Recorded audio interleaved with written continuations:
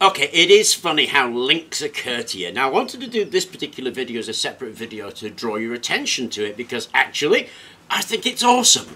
I really do. Now, I first came across this idea using this stuff, which is tooth belt from 3D printers and normal printers.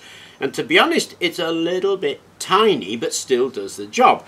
Then, something occurred to me.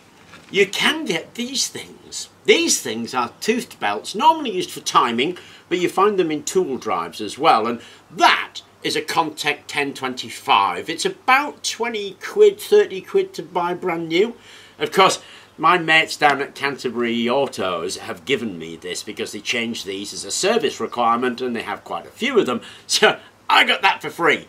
Now that does that stupidly easily. And you may be questioning yourself at the moment about what's the point of that. But making gears when you're making motors is an absolute nightmare. In fact, any machine making gears. Now, we've done a few machines recently where the performance has been, well, not brilliant, okay, because I've got the gearing wrong. And I've got the gearing wrong because I hate making gears, so I use other gears and they're never right. So the gearing's been wrong on those machines and that's been a problem. And I'm also making a little generator here where I needed to link the thing up and I wanted some gears. Then this came to my rescue. If you cut this up and glue it on something, like that for instance, that's a caster wheel that I used, it makes a cog. It makes a gear. Here, I've glued a strip of this stuff onto the flywheel of an exercise bike. That fits in there. Let me give you a close-up of how well that meshes. So see how beautifully close that is? And as I rotate that, of course, we're going to have our gear. There it is.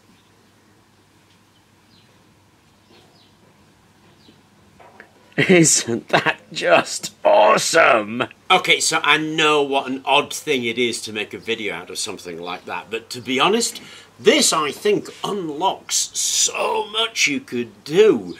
It's easy, it does a really good job, and of course these things, they're made to last. They're made to do at least 10,000 miles, and you find them doing 100,000 miles. So these will last, they will grip, they make an awesome gear, and we're going to be using this in a few more machines because suddenly we can make gears. Now the sizes of these varies. You get really little ones down from 3D printers to massive chunky ones. Equally, the price varies. You can pay a couple of quid or you can pay 100 quid. It just depends. But I found this on Amazon for 30 quid and I found a slightly thinner version for £3. Nice and chunky. Make some great gears. So I really wanted to draw your attention to that. If you're thinking about or you're making machines or you're having the same problems I have, that is a solution to gear making that I think is just awesome. There's so much you could do with that. Anyway, I hope you enjoyed the video and thank you very much for watching.